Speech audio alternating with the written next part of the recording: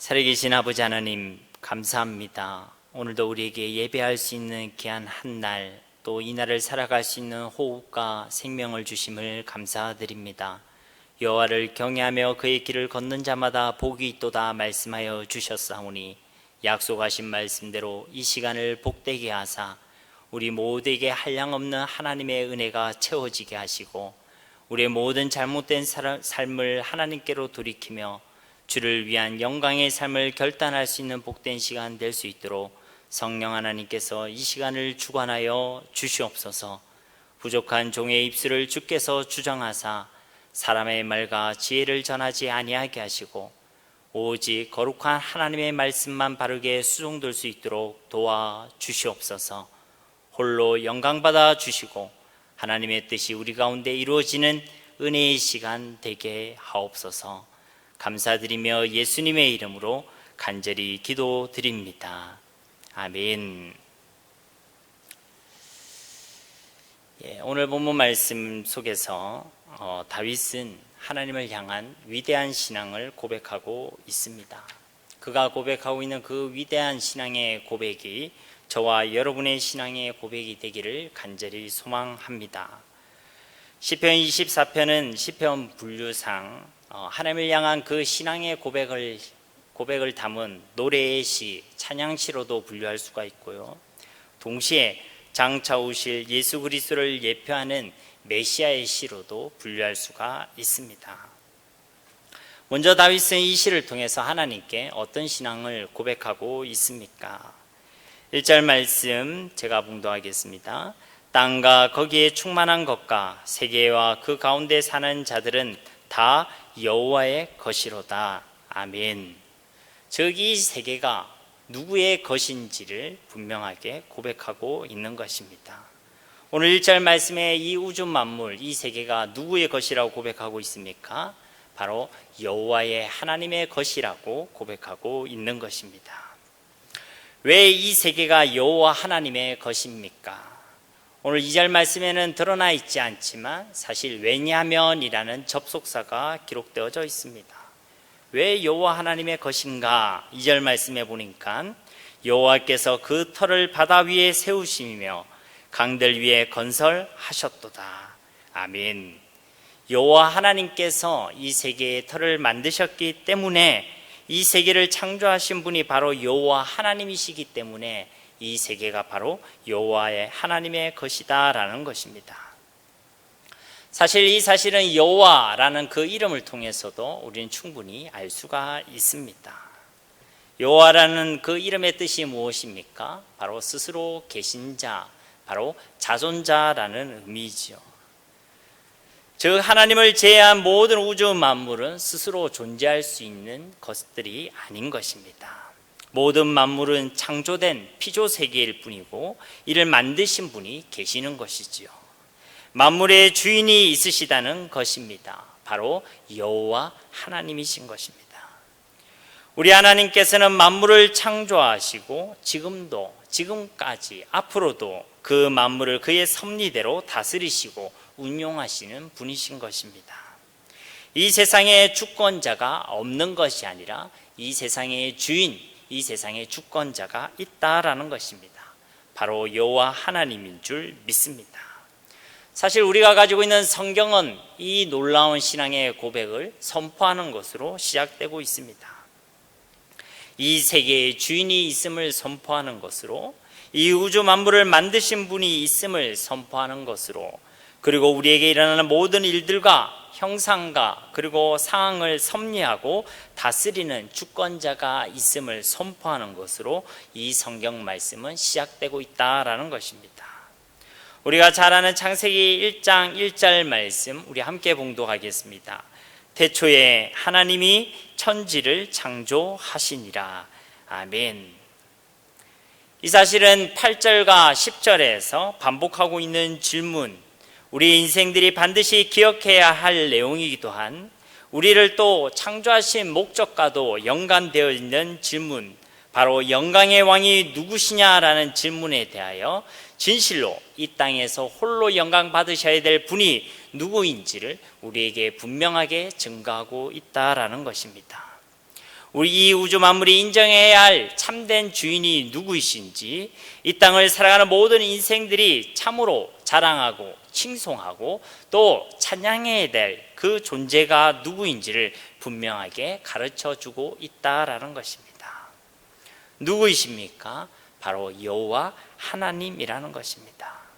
홀로 하나이신 하나님만이 우리의 경외의 대상이고 찬양의 대상이고 홀로 모든 영광을 받으시기에 합당한 분이신 줄로 믿습니다. 신명기 6장 4절과 5절에서도 이와 같이 말씀하고 있습니다. 이스라엘아 들으라, 우리 하나님 여호와는 오직 유일한 여호와이시니 너는 마음을 다하고 뜻을 다하고 힘을 다하여 내 하나님 여호와를 사랑하라. 아멘. 우리의 경외의 대상, 영광의 대상은 오직 여호와 하나님 한 분뿐이라는 것입니다. 우리의 생명과 우리의 삶의 주인은 내가 아닌 것입니다. 우리의 삶과 우리의 일상들이 그냥 우연히 이루어지는 것도 아니라는 것입니다. 오늘 내가 당하고 있는 여러 가지 상황과 환경이 나를 힘들게 할 수 있습니다. 그러나 그것이 결코 우연히 실수로 일어나는 것이 아니란 것입니다. 우리의 인생에 진정한 주인이 있습니다. 우리의 생명이 그냥 주어진 것이 아니라 분명한 목적과 계획을 가지고 우리에게 그 생명을 주신 생명의 주인이 있다라는 것입니다. 누구이십니까?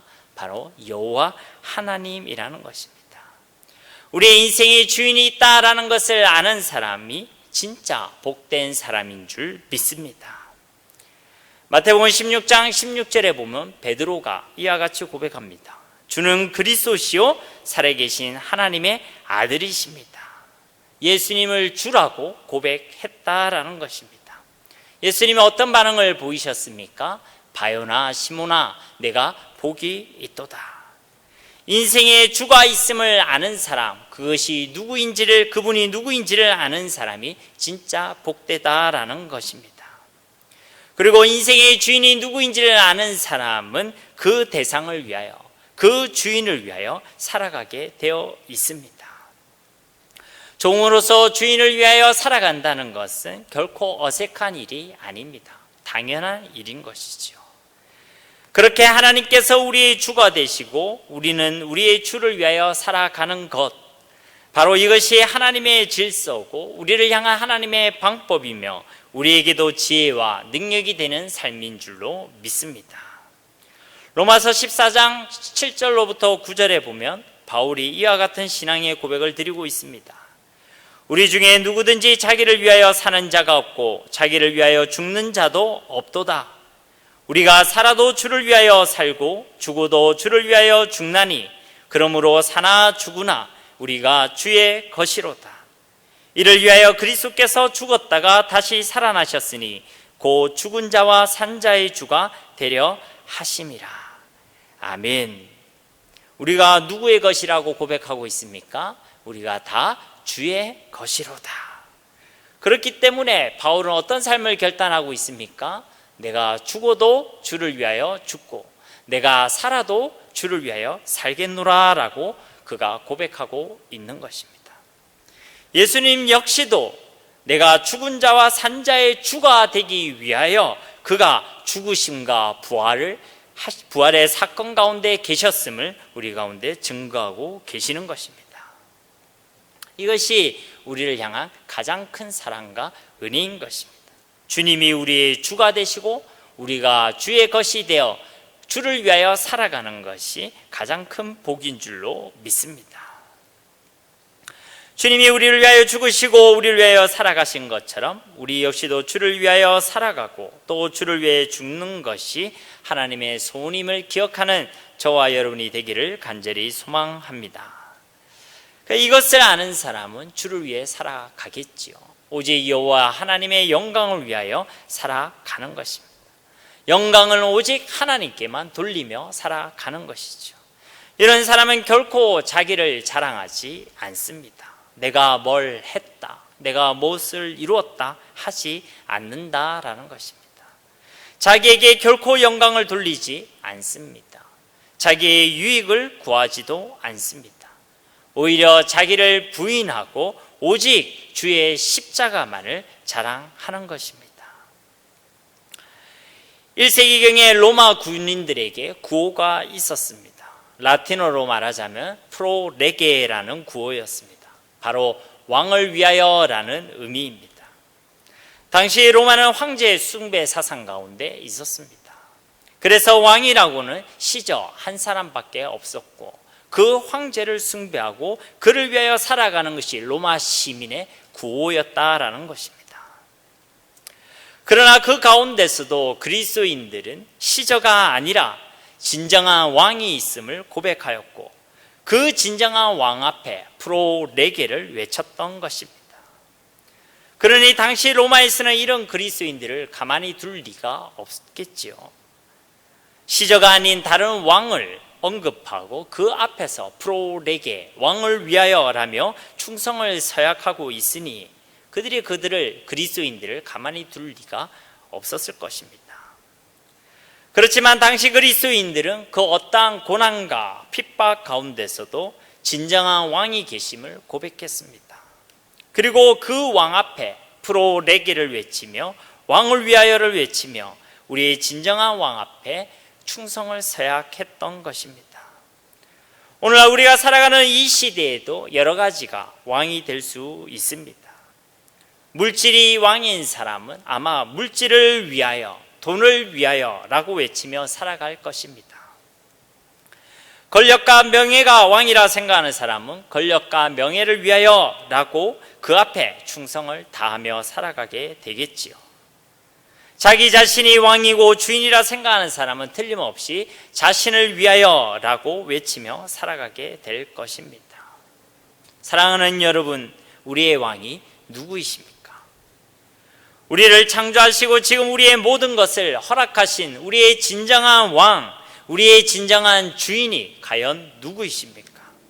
오직 한 분 예수 그리스도밖에 없는 줄로 믿습니다. 이것을 진정으로 고백하는 사람의 고백은 동일할 수밖에 없습니다. 왕을 위하여 살아가겠습니다. 만왕의 왕 되신 주님을 위하여 살아가겠습니다. 저 바울의 고백과 같이 내가 살아도 예수를 위하여 살고 내가 죽어도 예수를 위하여 죽겠습니다 라고 고백하지 않겠습니까? 진짜 오직 예수님만을 나의 왕 나의 주로 고백하며 그분께만 영광을 돌리고 우리의 진정한 왕이 되신 주 예수님을 위하여 살아가는 저와 여러분 모두가 되기를 예수님의 이름으로 축원드립니다. 2절에 보면 여호와께서 그 틀을 세우신다고 말씀하고 계십니다. 터를 세우시는 분이 바로 여호와 하나님이시라는 것입니다. 이것이 우리가 왜 하나님을 우리의 주권자로 고백하고 우리의 생명의 주인으로 고백해야 되는지 또 다른 이유가 되는 것입니다. 이 터라는 것은 무엇이겠습니까? 바로 이 땅 피조된 피조세계 전체를 이야기하는 것입니다. 그리고 그 안에 포함되는 모든 것을 세우시는 분이 바로 우리 하나님이시라는 것입니다. 우리의 삶의 터전을 세우시는 분도 하나님이십니다. 우리의 가정을 세우시는 분도 하나님이신 것입니다. 우리의 일터를 세우고 또 하나님의 전을 세워가시는 분도 바로 우리 하나님이신 줄 믿습니다. 그렇기 때문에 우리의 생명과 우리의 삶의 주인의 자리를 우리 인생의 주권을 주님께 드리는 것은 결코 억울한 일이 아닙니다. 오히려 정말 지혜롭고 복된 일인 줄 믿습니다. 왜 그렇습니까? 우리의 인생을 조성하시고 우리의 삶을 세우시는 분이 우리 하나님이시기 때문에 우리 인생의 모든 것을 그분께 맡기는 것은 지혜롭고 복된 일인 것입니다. 오늘 3절 말씀에는 우리 신앙에 있어서 중요한 질문을 던지고 있습니다. 여호와의 산에 오를 자가 누구며 그의 거룩한 곳에 설 자가 누구인가? 우리가 믿는 하나님은 홀로 영광 받으시기에 합당한 분이신 줄 믿습니다. 그렇기 때문에 그 누구도 다른 존재에게 아니면 자기의 영광을 구하는 것은 옳지 않은 것입니다. 하나님은 그의 영광으로 충만하신 분이신 줄로 믿습니다. 이 영광이라는 이 히브리어 단어는 무겁다라는 뜻에서 유래된 단어입니다. 그래서 출애굽기에 보면 곳곳에 하나님께서 임재하실 때 현상적으로 구름이 빽빽하게 등장하는 것을 보게 됩니다. 무겁게 내려앉은 구름들, 그리고 밀도 높게 형성된 그 빽빽한 구름이 하나님의 임재와 또 하나님의 영광을 나타내고 있는 것입니다. 3절 말씀에 기록된 이 여호와의 산은 바로 이 영광의 하나님께서 임재하고 계신 곳입니다. 그렇기 때문에 그곳 곧 여호와의 산 역시도 하나님의 영광으로 충만한 것입니다. 누가 이 여호와의 영광에 함께할 수 있겠습니까? 그래서 다윗도 이와 같이 고백하는 것입니다. 여호와의 산에 오를 자가 누구입니까? 그의 거룩한 곳에 설 자가 누구입니까? 사실 여호와의 영광에 함께할 수 있는 사람은 이 땅에 아무도 없습니다. 제 많은 우리 인생들은 도무지 거룩한 하나님과 함께할 수 없기 때문에 그런 것입니다.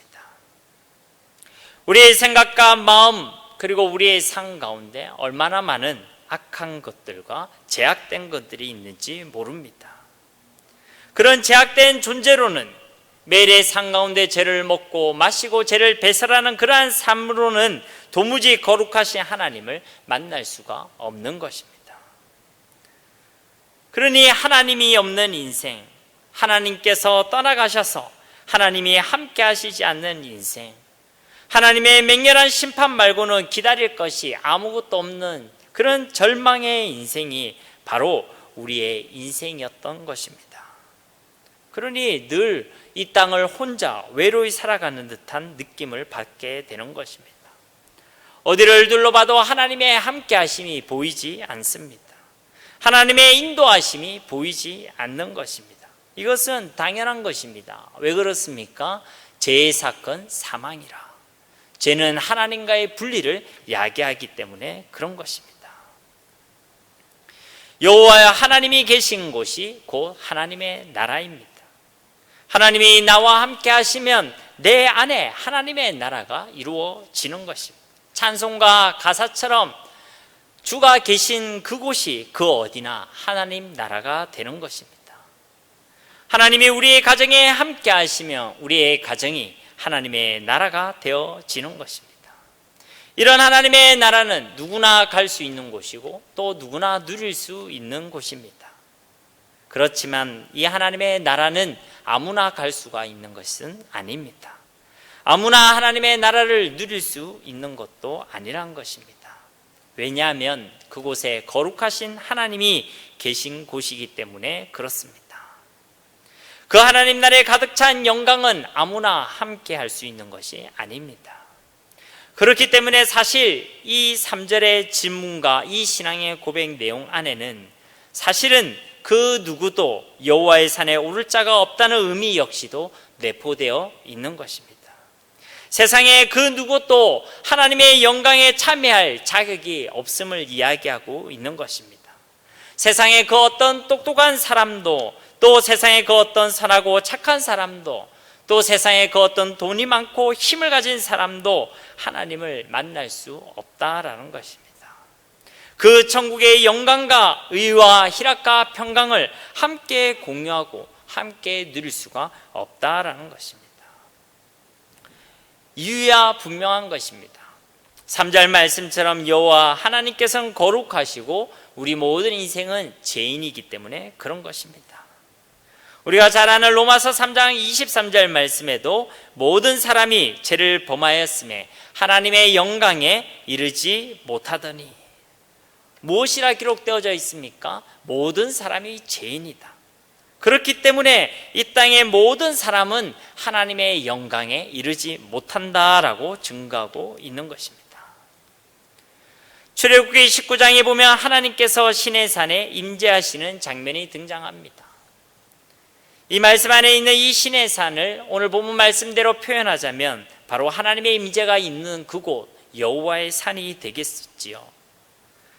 그런데 이 여호와의 산에 초청되어 하나님의 영광에 함께한 사람은 그들 이스라엘 백성 전부가 아니었습니다. 모세 한 사람만이 그분을 대면하고 그의 영광에 함께할 수 있었던 것이죠. 이 내용을 출애굽기 19장 22절부터 24절까지는 이렇게 기록하고 있습니다. 또 여호와에게 가까이 하는 제사장들에게 그 몸을 성결히 하게 하라. 나 여호와가 그들을 칠까 하노라. 모세가 여호와께 아뢰되 주께서 우리에게 명령하여 이르시기를 산주의 경계를 세워 산을 거룩하게 하라 하셨사온즉 백성이 시내 산에 오르지 못하리이다. 여호와께서 그에게 이르시되 가라. 너는 내려가서 아론과 함께 올라오고 제사장들과 백성에게는 경계를 넘어 나 여호와에게로 올라오지 못하게 하라. 내가 그들을 칠까 하노라. 즉 모세 외에는 모든 사람의 접근을 경계하셨던 것입니다. 그리고 하나님께서는 명령을 주고 계십니다. 22절에서는 몸을 성결하게 하라, 23절에서는 거룩하게 하라라고 이야기하고 계시는 것입니다. 즉 거룩의 회복을 명하시고 그 거룩의 회복만이 하나님의 영광에 참여할 수 있는 유일한 길임을 이야기하고 있는 것입니다. 저와 여러분은 어떻습니까? 여호와의 산에 오를 준비가 되어 있습니까? 홀로 영광 받으실 그 하나님의 영광에 참여하여 하나님 나라를 누릴 준비가 되어 있습니까? 아니면 모세 위에 이스라엘 백성들과 같이 그 주변만 맴돌다가 계속 거룩하라 거룩하라는 말씀만 연거푸 듣고만 있지는 않습니까? 아무도 오를 수 없는 여호와의 산이지만 그 산으로 모세를 초청하신 것과 같이 하나님은 그 영광의 나라 하나님의 나라로 저와 여러분을 초청하고 계심을 믿으시기를 바랍니다. 그 누구도 설 수 없는 거룩한 곳이지만 하나님께서는 바로 우리를 부르셔서 우리와 함께 하시고 우리와 동행하시고 하나님만 누릴 수 있는 그 영광을 우리와 함께 누리시기를 소망하고 계시는 것입니다. 그러면 우리가 어떻게 해야 하겠습니까? 3절 말씀에 비추어 말씀드린다면 바로 거룩의 회복이 우리 가운데 있어야 하는 것입니다. 즉 우리 인생의 어떤 것으로도 해결할 수 없는 죄악의 문제가 우리 가운데 해결되어야 한다라는 것입니다. 하나님과의 관계 회복에 있어서 가장 시급한 것은 바로 우리의 죄악의 문제입니다. 우리 가운데 지금 많은 것들이 회복되어야 하지만 그 중에 가장 시급한 거 하나님과의 관계 회복이 아니겠습니까? 그리고 그 관계 회복 중에서 가장 핵심은 우리 가운데 있는 죄악의 문제의 해결이라는 것입니다. 끝없이 하나님과의 단절을 야기하고 하나님과의 은혜의 문을 틀어막고 우리의 마음과 생각을 병들게 하고 우리의 심령을 상하게 하며 나아가 우리의 경건과 모든 삶을 무너뜨리고 결국은 하나님으로부터의 철저한 분리, 영원한 지옥 형벌의 심판에 이르게 하는 그 무서운 죄악의 문제를 우리는 해결해야 한다라는 것입니다. 어떻게 해결할 수 있겠습니까? 우리가 그 답은 너무나도 잘 알고 있습니다. 구약에는 그때마다 양과 송아지의 피로 정가의 원리를 이용하여 대속의 은혜를 누렸습니다. 그러나 지금은 어떻습니까? 오직 예수 그리스도의 피를 통해서 그때마다가 아니라 단번에 모든 죄에 대하여 속죄와 대속의 은혜를 누릴 수가 있습니다. 히브리서 9장 12절 말씀에 보면 염소와 송아지의 피로 하지 아니하고 오직 자기의 피로 영원한 속죄를 이루사 단번에 성소에 들어가셨느니라. 아멘. 우리의 죄악의 문제를 해결할 분은 우리를 위해 죽으시고 부활하신 주 예수님밖에 없는 것입니다. 오직 예수님으로만 우리는 우리의 죄악의 문제를 해결할 수 있습니다.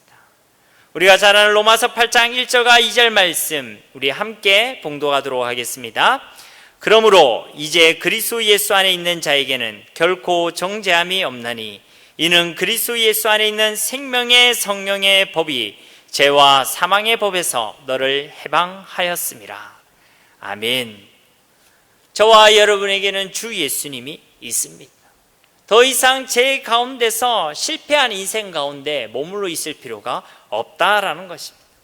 하나님과의 단절 속에서 철저한 분리를 분리 가운데서 그분과 교제함 없이 그렇게 매일의 일상을 살아갈 필요가 없다라는 것입니다. 우리에게는 주 예수님이 있습니다. 하나님께서 주신 유일한 구원의 길, 유일한 복음, 예수 그리스도의 이름이 우리 가운데 주어졌음을 믿으시기를 바랍니다. 그래서 우리는 그 주 예수님을 통해서 우리가 도무지 오를 수 없는 그곳, 도무지 우리가 설 수 없는 바로 그곳, 바로 여호와의 거룩한 산에 우리는 담대히 나아갈 수 있고 또 오를 수 있고 그 가운데 견고히 서 있을 수 있게 되는 것입니다. 에베소서 3장 12절 말씀에도 우리가 그 안에서 그를 믿음으로 말미암아 담대함과 확신을 가지고 하나님께 나아감을 얻느니라. 아멘. 우리가 하나님께 나아갈 때 담대히 나아갈 수 있는 것은 주 예수님을 믿는 믿음으로 나아가는 줄 믿습니다. 히브리서 10장 19절 말씀에도 그러므로 형제들아 우리가 예수의 피를 힘입어 성소에 들어갈 담력을 얻었나니 예수의 피를 통해서 우리는 언제든지 하나님께 나아갈 수 있는 것입니다. 우리의 연약함 때문에 우리는 때로는 실패의 자리에 주저앉을 때가 있습니다. 연약함 때문에 하나님과 대적하는 자리에 있을 때도 많이 있습니다. 그러나 그때에 우리가 주저할 필요 없습니다. 주저하고 망설이고 그 자리에 가만히 있는 만큼 더 우리 가운데 유익이 없는 것입니다. 어찌해야 하겠습니까? 우리에게 허락하신 예수의 피를 힘입어 하나님께로 나아가야 될 줄로 믿습니다. 여호와의 산으로 올라가야 될 줄로 믿습니다. 오늘 본 말씀에도 누가 여호와의 산에 오를 것인가? 누가 여호와 하나님의 영광에 동참하며 그 영광의 하나님의 나라를 누리게 될 것인가에 대해서 분명하게 말씀하고 있습니다. 4절 말씀입니다. 곧 손이 깨끗하며 마음이 청결하며 뜻을 허탄한 데 두지 아니하며 거짓 맹세하지 아니하는 자로다. 한마디로 말하자면 거룩의 회복을 경험한 사람들, 거룩한 사람들이 바로 이 여호와의 산에 올라간다라고 증거하고 있습니다. 특별히 4절에서는 이 거룩한 사람을 세 가지로 표현하고 있습니다. 첫 번째는 손이 깨끗한 사람입니다. 손이 깨끗하다. 이 손이란 것은 바로 우리의 삶의 행실, 삶을 이야기하는 것입니다. 언제나 우리가 주목해야 될 것은 무엇이겠습니까? 우리의 삶입니다. 입술의 고백도 하나님께서는 받으십니다. 그러나 입술의 고백만 있는 것은 하나님께서 원하시는 참된 신앙의 고백이 아닙니다. 우리가 입술로 고백한 그 내용대로 우리의 삶으로도 고백할 때에 하나님께서는 그 삶을 받아주시는 것입니다. 계시록 2장과 3장에 보면 7개에 대한 하나님의 관심이 등장합니다. 그때도 반복되고 있는 것이 무엇입니까? 내가 내 행위를 아노니라고 말씀하고 있습니다. 결국 손이 깨끗하다는 것은 무엇이겠습니까? 우리의 삶 가운데, 우리의 행실 가운데 거룩함이 있는 것을 의미하는 것입니다.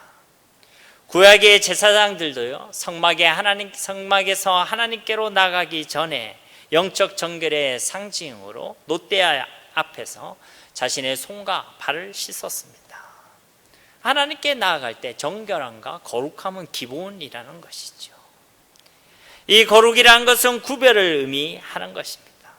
하나님의 백성은 세상 사람들과 구별됨이 있어야 합니다. 똑같이 살아가서는 안 된다라는 것이죠. 그런데 이미 우리에게는 그러한 구별됨이 주어졌습니다. 이미 우리의 소속이 다르다라는 것입니다. 베드로전서 2장 9절의 말씀에 보면 너희는 택하신 족속이요 왕같은 제사장들이요 거룩한 나라요 그의 소유가 된 백성이다 라고 말씀하고 있습니다. 이미 우리는 하나님의 택하심과 예수 그리스도의 보혈의 은혜를 통하여 하나님의 소유가 되었다라는 것입니다. 오늘 1절 말씀에도 무엇이라고 고백합니까? 이 땅에 있는 모든 것들 그리고 모든 자들이 여호와 하나님의 것이라고 고백하고 있습니다. 그와 같이 우리 역시도 하나님의 것으로 그의 소유로 구별되었다라는 것입니다. 즉 세상과 구별된 삶은 사실 거룩하신 하나님이 우리를 부르시고 그분이 우리와 함께 하심으로 이미 우리 가운데 시작되었다라는 것입니다. 문제는 무엇이겠습니까? 그분의 다스림 가운데 우리가 있는가?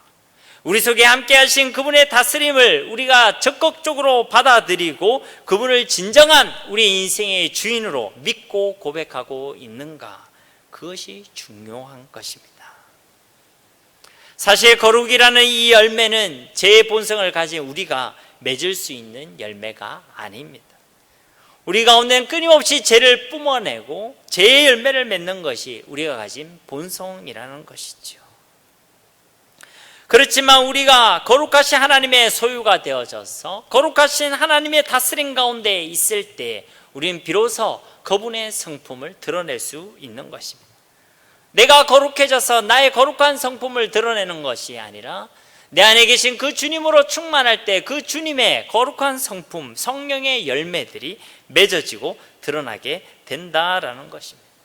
그러니 이 거룩이라는 것은 거룩하자라는 우리의 열심과 노력을 요구하는 것이 아닙니다.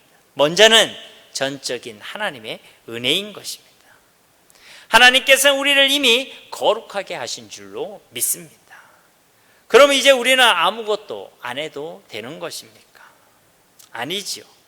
우리를 거룩하게 하신 그 하나님께서 분명히 우리에게 명하셨습니다. 거룩을 명령하신 것입니다. 베드로전서 1장 15절과 17절 말씀에 보면 오직 너희를 부르신 거룩한 이처럼 너희도 모든 행실에 거룩한 자가 되라. 기록되었으되 내가 거룩하니 너희도 거룩할지어다 하셨느니라. 외모로 보시지 않고 각 사람의 행위대로 심판하시는 이를 너희가 아버지라 부른즉 너희가 나그네로 있을 때를 두려움으로 지내라. 우리에게 분명한 거룩의 삶을 명하시고 이 땅을 살아가는 동안 두렵고 떨리는 마음으로 이 명령 가운데 살아갈 것을 말씀하신 것입니다. 우리의 거룩한 삶이란 것은 세상과 구별된 것을 이야기하겠죠. 그러면 기준이 있어야 합니다. 어떤 기준으로 살아가야 하는가? 그것이 바로 하나님의 말씀입니다. 세상의 원리, 세상의 법칙, 세상의 내용대로 살아가는 것이 아니라 우리는 하나님의 법대로 살아가야 될 줄로 믿습니다. 우리의 삶의 절대의 기준은 다른 무엇도 아닌 오직 하나님의 말씀인 것입니다. 두 번째로 어떤 사람이 여호와의 산에 오른다라고 되어 있습니까? 마음이 청결한 사람입니다. 앞에서 삶과 행실의 거룩함을 이야기했다면 두 번째 언급하는 것은 바로 마음의 거룩함이라는 것입니다. 야고보서 4장 8절 말씀에도 보면 하나님을 가까이 하라 그리하면 너희를 가까이 하시리라. 여호와의 산에 올라간다는 것은 결국 하나님을 가까이 하는 것을 이야기하겠죠. 그런데 그러면서 이 4장 8절 뒤에 뭐라고 되어 있습니까? 죄인들아 손을 깨끗이 하라. 똑같이 말씀하고 있죠. 손의 깨끗함을 이야기합니다. 그리고 두 번째 역시도 똑같죠. 두 마음을 품은 자들아 마음을 성결하게 하라. 처음에는 삶과 행실의 거룩함을 얘기하고 두 번째 역시도 똑같이 마음의 거룩함을 언급하고 있다라는 것입니다. 그런데 이 마음의 거룩함을 이야기하면서 야고보서 4장 8절에서는 누구에게 그 말을 이야기합니까? 두 마음을 품은 자들에게 이야기하고 있습니다. 즉 청결한 마음, 성결한 마음의 그 반대편에 있는 것이 바로 두 마음을 가진 사람들이라는 것입니다. 하나님과 세상을, 하나님과 돈을, 하나님과 자신을 그렇게 함께 섬기고 있는 마음이 나눠진 사람들, 반면에 이 정결한 사람은 하나님을 향하여 오직 하나님, 오직 예수님, 오직 하나님의 말씀을 고백하는 전심으로 나아가는 자들을 이야기하겠죠.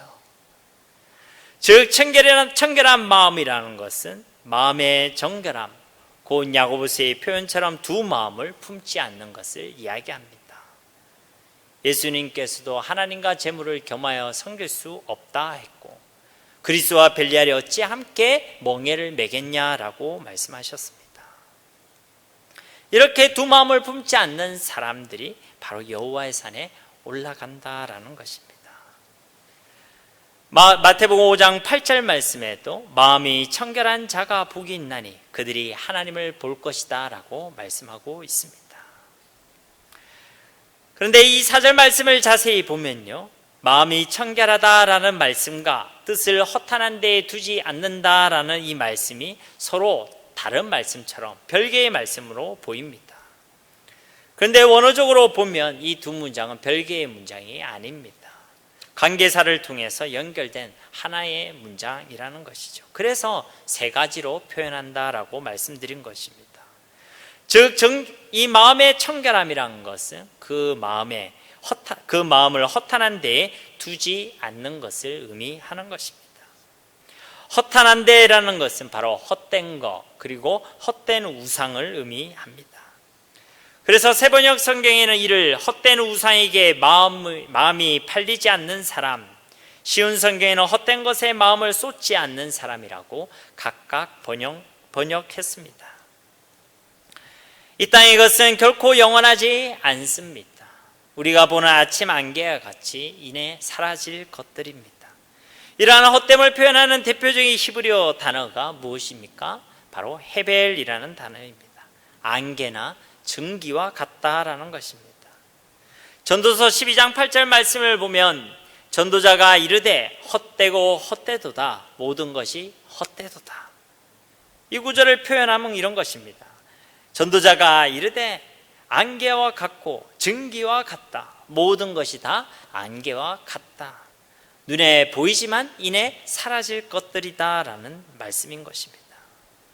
그럼에도 불구하고 많은 사람들이 이 헛된 것에 삶의 목적과 또 그 이유를 두며 살아가고 있습니다. 우상 숭배라는 것은요, 단순히 형상을 숭배하는 것만 의미하는 것이 아닙니다.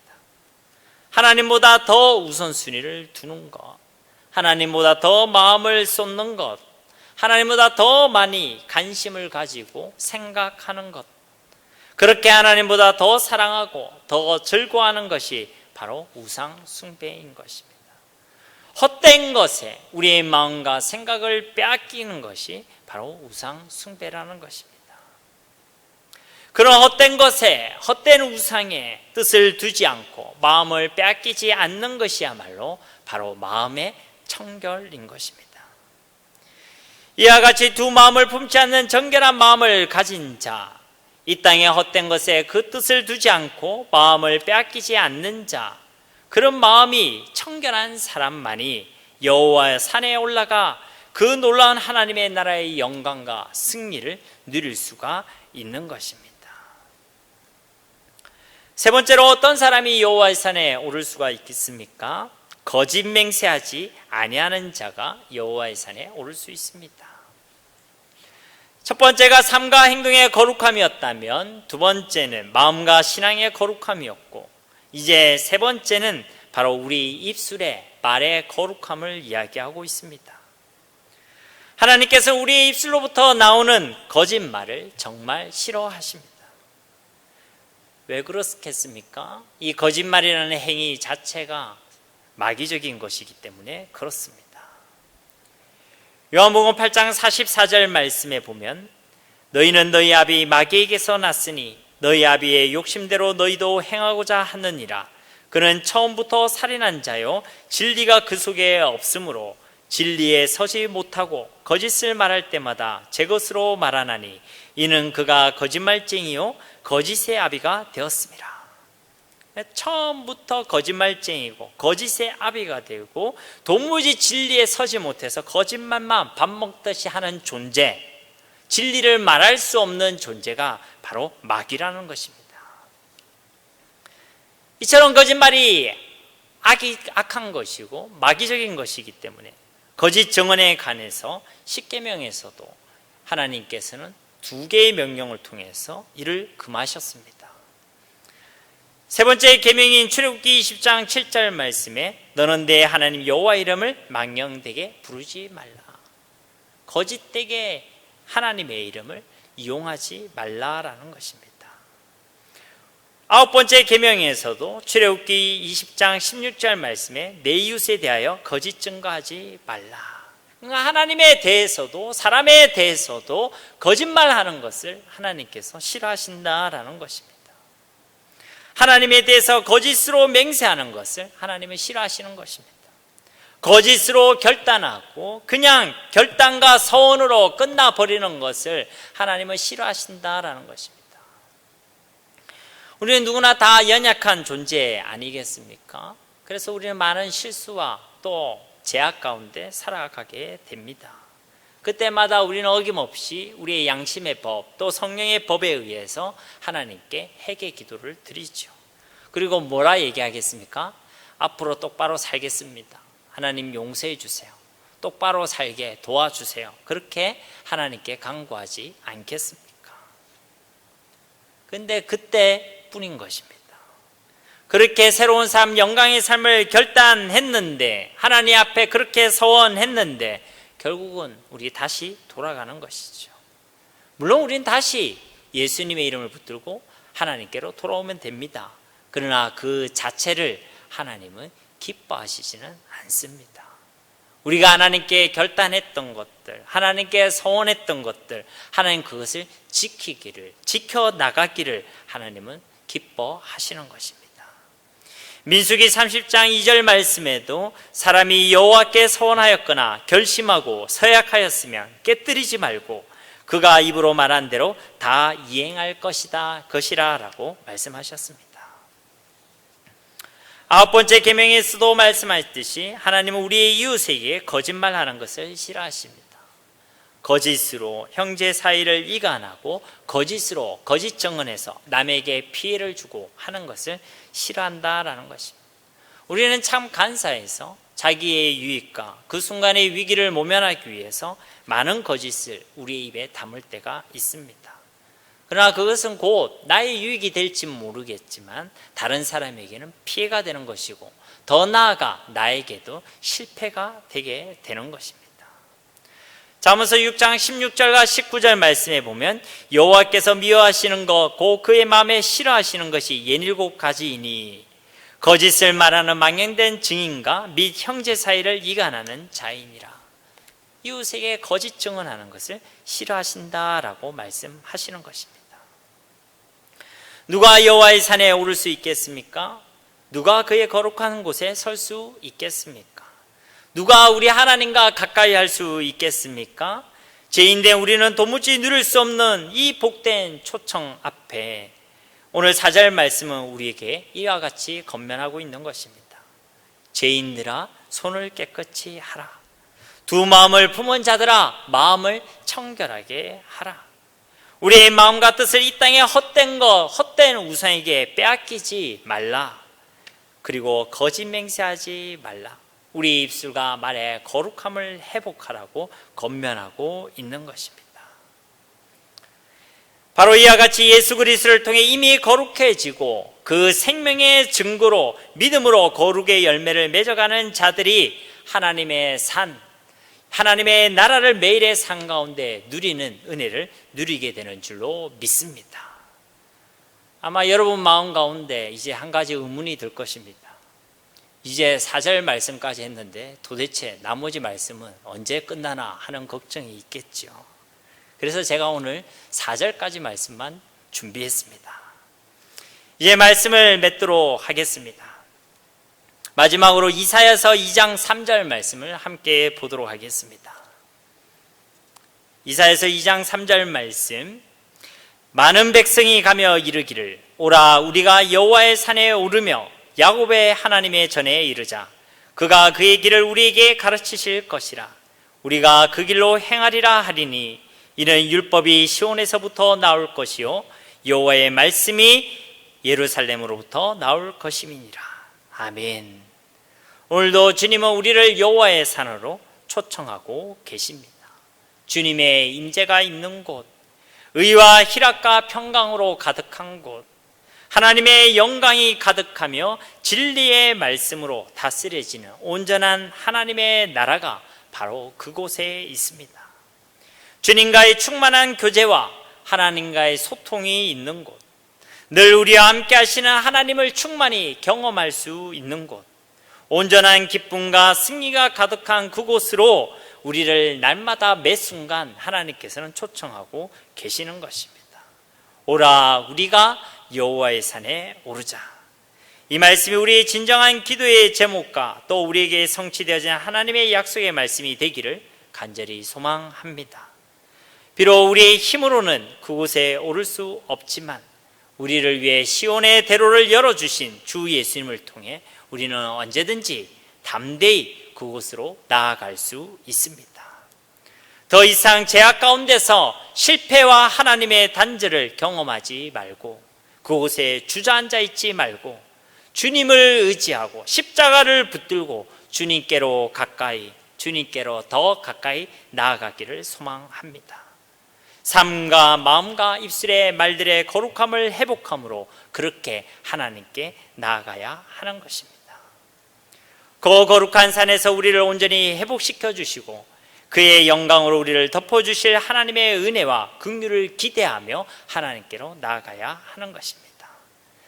하나님이 없어도, 하나님의 은혜가 없어도 된다라고 하지 말고 우리를 만드신 창조주 하나님이 있음을, 우리에게 새 생명을 주신 생명의 주권자가 있음을 잊지 마시고 오직 하나님만을 우리의 주로 고백하고 그분께만 영광을 돌리며 하나님께로 나아가야 하는 것입니다. 이 땅의 유일한 왕 되신 그분 앞에, 우리 인생의 참 주인이 되신 그분 앞에 우리 역시도 프로레게를 외치며 그분을 위해 살고 그분을 위해 죽는 영광의 삶을 살아가기를 간절히 소망합니다. 이 놀라운 다윗의 신앙의 고백과 영광의 삶이 우리 모두의 신앙의 고백과 삶이 되기를 예수님의 이름으로 간절히 축원드립니다.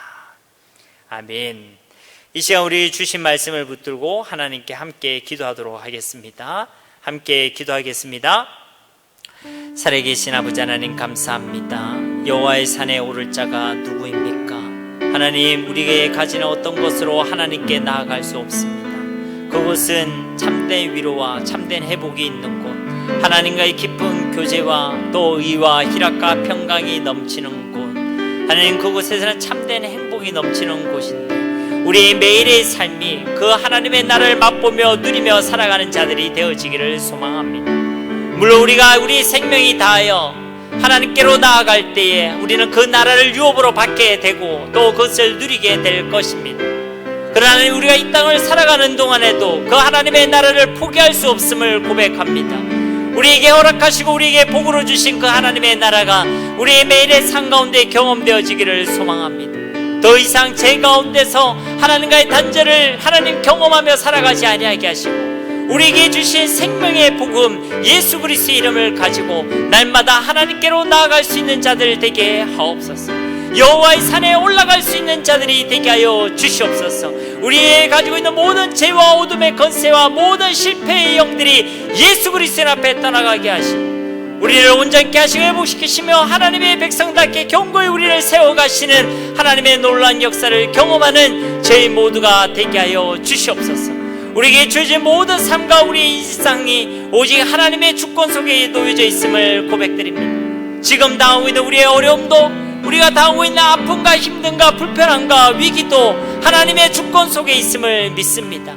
우리가 그분을 신뢰하게 하시고 그분을 우리의 주로 고백하게 하셔서 믿음으로 승리하며 또 그 믿음의 역사를 이루시는 하나님을 매일의 삶 가운데 경험하는 저희 모두가 되게 하여 주시옵소서. 우리 가운데 역사실 하나님을 기대하오며 예수님의 이름으로 간절히 기도드립니다. 아멘.